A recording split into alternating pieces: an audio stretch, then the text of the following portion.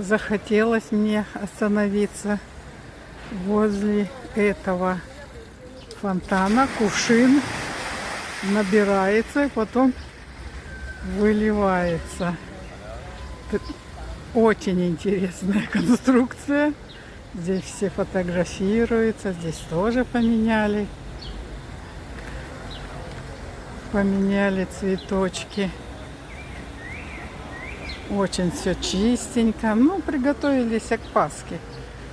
Вот это такой небольшенький сад. Вот то, что я вам говорила, уже приготовились еще раз. Это для Пасхи. Люди будут отдыхать. Они выходят всей семьей. И смотрим. Сейчас уже водичка набежит. Опа! Класс!